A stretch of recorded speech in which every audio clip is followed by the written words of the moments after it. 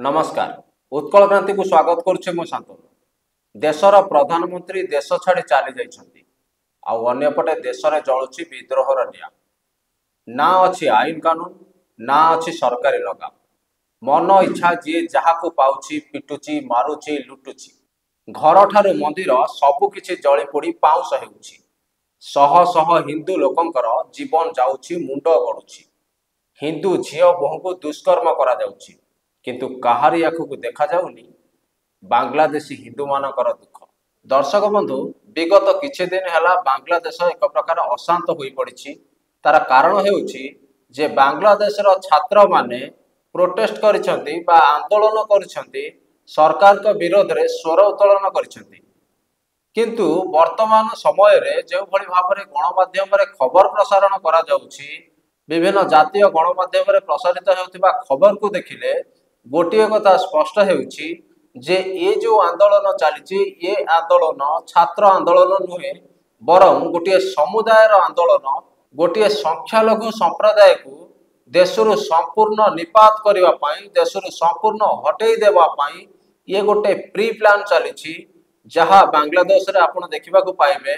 विभिन्न समय रे गणमाध्यम रे आपण देखा पाइबे जे हिंदू मानकर घर भांगी दिया जाउछि, मंदिर भांगी दिया जाउछि, सेमानक घरु लुटपाट करा जाउछि, सेमानक झियो बहु को दुष्कर्म करा जाउछि एवं दरकार पड़िले सेमानक हत्या मध्य करा जाउछि।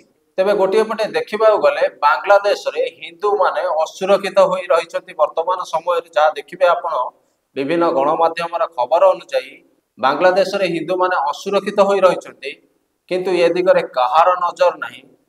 तेणु आजिर प्रसंग हिंदू मानकर दुख शुणिब कि? तेबे एइठी गोटे प्रश्न उठुछि जे काहेकि चुप होई बसी पड़िछि अंतरराष्ट्रीय समुदाय, काहेकि हिंदू मानक ऊपर हेउथिबा अत्याचार रो विरोध करा जाउ नहीं। तेबे बांग्लादेश रे एबे जो दंगा चलीछि जहा को स्टूडेंट प्रोटेस्ट बा छात्र आंदोलन आख्या दिया जाउछि, वास्तव रे देखिबा को गले एइटा छात्र आंदोलन नुहे। जदि छात्र आंदोलन होइतांता तेबे गोटे संख्या लघु संप्रदाय देश रे थिबा संख्या लघु संप्रदाय उपरे रीतिमत अत्याचार हेउ नथांता, सेमानक घर लुटपाट हेउ नथांता कि बा एते संख्या रे हिंदू माने मृत्युवरण मध्य करि नथांते। एक रिपोर्ट रु जना पड़िछि जे वर्तमान सुधा बांग्लादेश रे 450 रु ऊर्ध्व लोक को हत्या करा जायछि एवं 24 जन को जियंता जाली दैछन्ति दंगाकारी माने।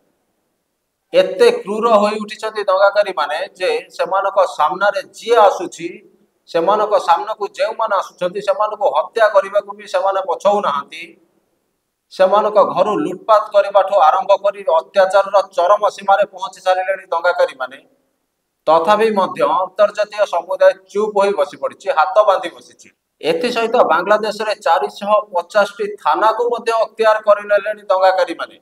तेबे बांग्लादेश रे पंचगढ़, दिनाजपुर, चट्टगां, किशोरगंज एही भली सब राज्य मानक रे एही भली सब स्थान मानक रे दंगाकारी माने अधिक उपद्रव होई उठिछन्ति।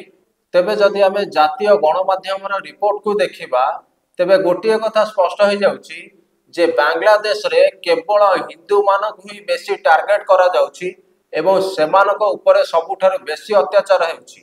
बांग्लादेशी अनुप्रवेशकारी माने भारतर समस्त राज्य रे मध्य रहि सारिलेनी, समस्त राज्य रे अनुप्रवेश करि सारिलेनी।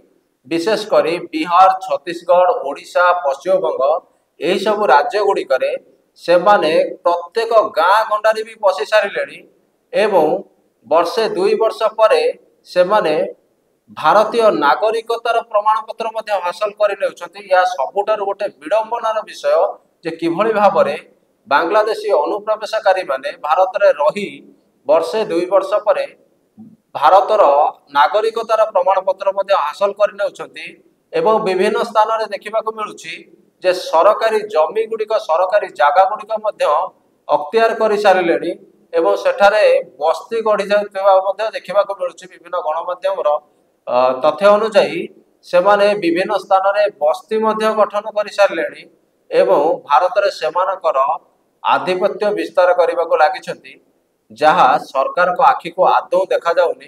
कारण सरकारी स्तर में बांग्लादेशी अनुप्रवेशकारी जांच करा जाउनी, सेमानकर प्रमाण पत्र सेमानकर हिसाब किताब एबे मध्य सरकार को पाखे स्पष्ट भाव में नाही।